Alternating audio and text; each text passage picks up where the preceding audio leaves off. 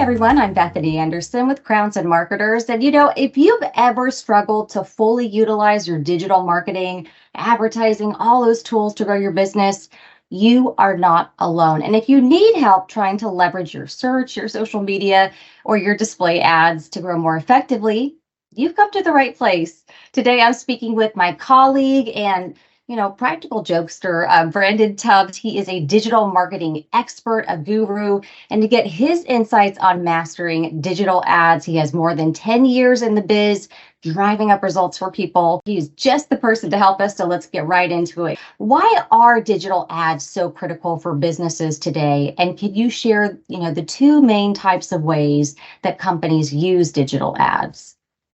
Yeah, you think about how much screen time people have in today's world. Just how much they're on their phone, and so it's just really easy for them to either be in the moment and decide to look for a product or service, or be scrolling across something and be targeted by a business with their products or service. So no, everybody is very familiar with Google search ads, but there's other ways just outside of Google paid ads. So Microsoft that shows you on Bing and Yahoo, and then you can also do expanded platforms across Google, since they do own YouTube, which is the second largest search engine. And then the others obviously going to be social media, with the data that is available from both of those platforms. It's really easy to be intentional about the audiences that you're going after. So if you're new to the digital ad game, how do you go about starting that process?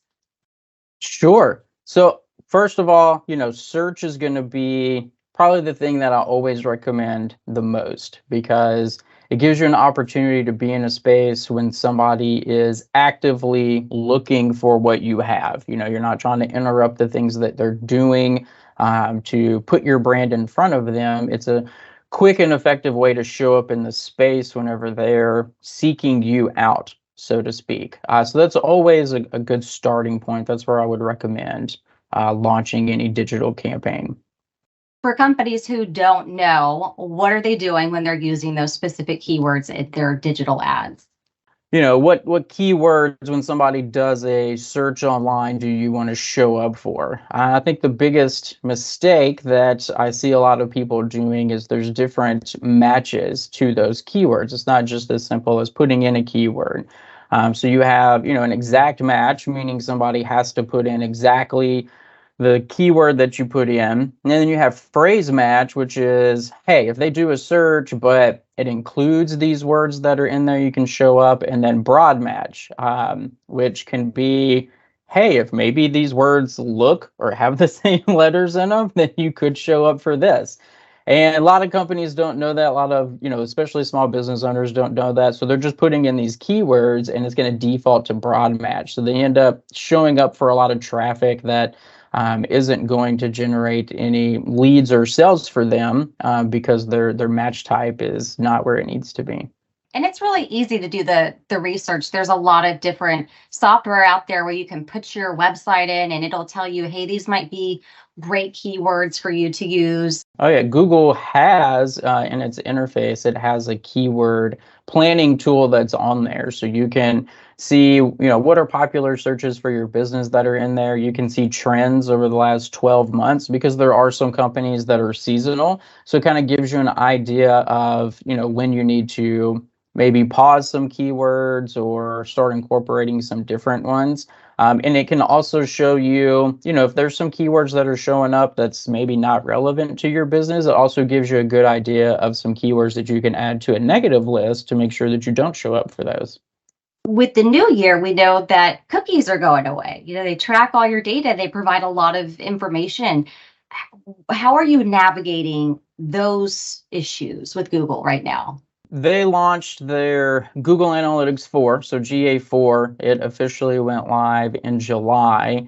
And I know on my end, even way before July, it was making sure that customers had their GA4 set up correctly and taking those events and deciding what you want to count as a conversion on there, so that whenever we're setting up a paid campaign for them, we can import what those are, and we can also create audiences around that. So typically, an audience that I'll use is a 60, 90-day lookalike audience from somebody.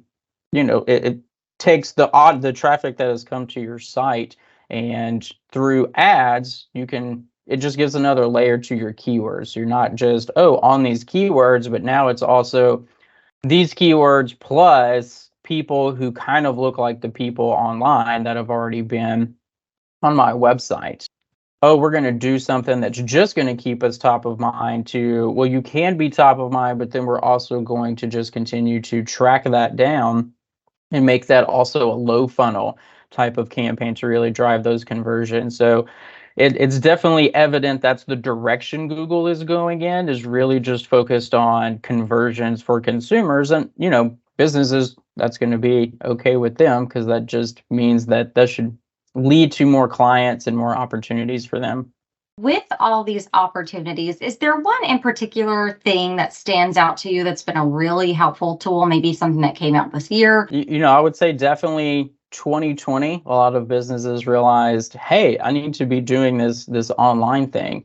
And so that's really made the space very competitive. A lot of different ways to be intentional about audiences that you're going after, instead of just, I'm going to throw some ads on the internet. But finding a partner that is knowledgeable and knowing how to do that to make your ad campaigns more effective, to drive that qualified traffic to you is really important. And I think that's one of the things that I always have conversations with clients about is, it's not just about, I'm going to drive all this traffic to the website. Maybe that was a really great strategy in 2014. Instead of just driving everybody to your website and paying for that, you can be really intentional about driving qualified traffic to your website. Right, exactly. Qualified, because those actually lead to conversions later on that you're looking for. Yeah. What type of ads should they be looking into? Their dimensions, the colors, you name it.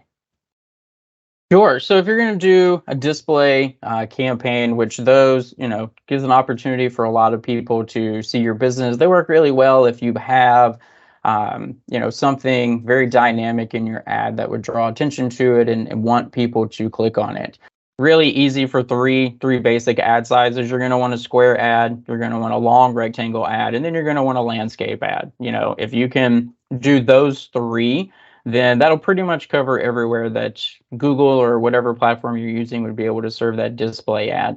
And then also whatever messaging that you're going to have in that ad, don't take them to the homepage of your website. If you're running a sale or you're offering a specific product or whatever, take them to information about that sale, or take them to that product. Internet users are lazy. They're not going to search for it. They're just going to go back to doing whatever it was they were doing before they clicked on your ad.